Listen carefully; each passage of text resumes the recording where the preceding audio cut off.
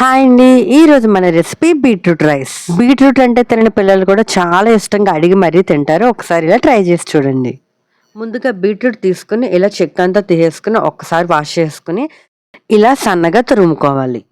లేదు అంటే మీరు మిక్స్ చేసుకోవచ్చు, లేదంటే చిన్న చిన్న ముక్కలుగా కూడా కట్ చేసుకుని ఫ్రై చేసుకోవచ్చు. కానీ ఇలా సన్నగా తురుముకోవడం వల్ల ఏంటంటే మనకి తొందరగా ఫ్రై అయిపోతుంది, రైస్ కూడా తొందరగా రెడీ అయిపోతుంది. ముందుగా ఒక పాన్ పెట్టుకుని కొద్దిగా ఆయిల్ వేసుకుని ఒక స్పూన్ పచ్చిశనగపప్పు, ఒక స్పూన్ మినపప్పు, అలాగే హాఫ్ స్పూన్ ఆవాలు, కొద్దిగా జీలకర్ర, 8 నుండి 10 వెల్లుల్లి రెబ్బలు వేసుకుని బాగా ఫ్రై చేసుకోవాలి. ఇది కొద్దిగా కలర్ చేంజ్ అయిన తర్వాత 3 ఎండుమిర్చి, అలాగే సన్నగా కట్ చేసుకున్న పచ్చిమిర్చి కూడా వేసుకుని బాగా ఫ్రై చేసుకోవాలి.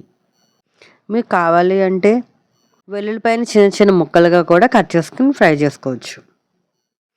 ఇప్పుడు దీనిలో ముందుగా సన్నగా తురుము పెట్టుకున్నాం కదా, ఆ బీట్రూట్ అంతా కూడా వేసేసి ఒక్కసారి బాగా మిక్స్ చేసేసుకుందాం. బీట్రూట్ కొన్న స్మెల్ పోవాలంటే ఇలా ఒక్కసారి మనం ఫ్రై చేసుకున్న తర్వాత లో ఫ్లేమ్లో పెట్టుకుని ఒక 2 మినిట్స్ మూత పెట్టి తీసేస్తే అది తొందరగా మగ్గుతుంది. అలాగే ఆ బీట్రూట్ కొన్న స్మెల్ కూడా మనకి రాదు. మనకి బీట్రూట్ తొందరగా వేగిపోవడానికి కూడా ఇలా హెల్ప్ అవుతుంది. చూసారు కదా, బీట్రూట్ అయితే ఉడికిపోయిందండి.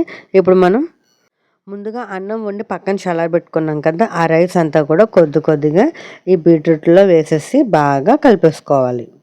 లేదు మాకు పూర్తిగా పింక్ కలర్లో వద్దు, జస్ట్ కొద్దిగా వైట్ కలర్ రైస్ కూడా కావాలి అంటే ఇలా కొంచెం హాఫ్ కలుపుకొని వదిలేసేయచ్చు.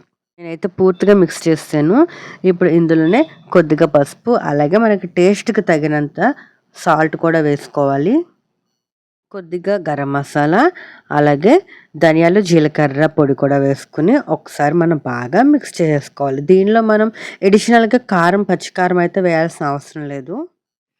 ఎందుకంటే మనం ఆల్రెడీ ఇందులో ఎండుమిర్చి వేసాము, అలాగే పచ్చిమిర్చి కూడా వేసాం కదా, ఆ కారం అయితే సరిపోతుంది.